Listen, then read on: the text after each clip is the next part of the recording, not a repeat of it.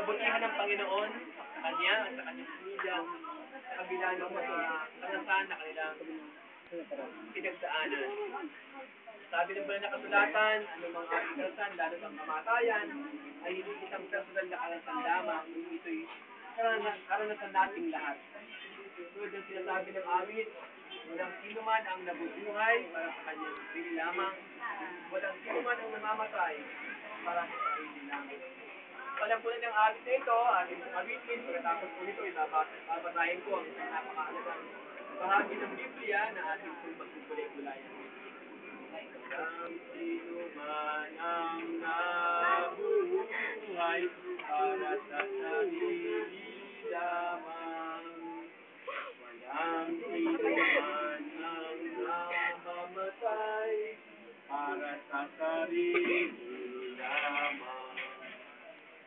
Tayong lahat ay may pananagutan sa isa't isa.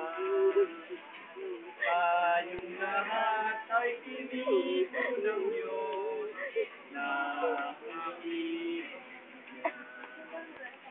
Sasagit ang manalangin, dakilang Diyos, aming Ama, narito po ang aming mga buhay, ang aming mga sarili, na inilugulog sa iyo, sa kabila ng aming paglalamhati, meron kaming pag-asa, sapagkat kayo ay Diyos na nagmamahal, Diyos na manglilikha, Diyos na nakakaalam ng aming buhay kung kailan magsisimula at kailan muli mong kukunin.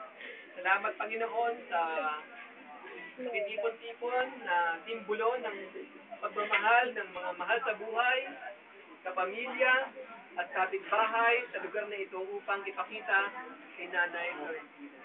Salamat, Panginoon, sapagkat nararanasan namin ngayon ang pagmamalasakit ninyo sa pamamagitan ng bawat isa. Nawa ang maiksing ritual na ito ay patuloy na mag-ibig o matalis, magpawi o magpagaang ng anumang kalungkutan at damdamin sa kanyang mga naulila. Ang aming dalangin, Panginoon, nawa ang inyong banal na salita ang patuloy na magbigay ng kaaliwan at kapayapaan para sa amin.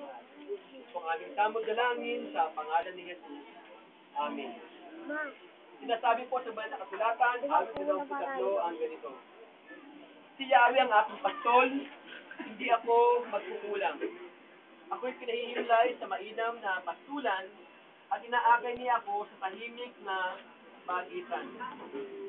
Binibigyan niya ako niyong bagong kalakasan at ayon sa pangako na kanyang binitiwan, sa matuwid na landasi doon ako inaakay. Kahit na ang daay iyo'y tumatahak sa karinlan, hindi ako matatakot pagkat ika'y kaagapay. Ang tungkod mo at pamalo, ang gabay ko at paggalang. Sa harap ng lingkod mo, ikaw ay may handang dulang. Ito yung ginagawang nakikita ng kaaway. Nalulugod ka sa akin na ulo ko ay langisan at pati ang saro ko ay iyong pinaapaw. Tunay na ang pag-ibig mo, O Diyos,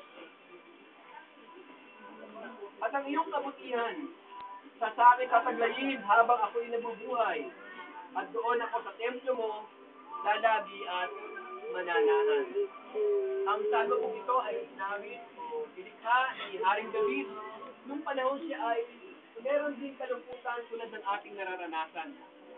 Sa kanyang kalungkutan ito, sinariwa niya ang kanyang kaugnayan sa Panginoon. Okay? Ito ang pinakasusi ng ating buhay. Ano man ang ating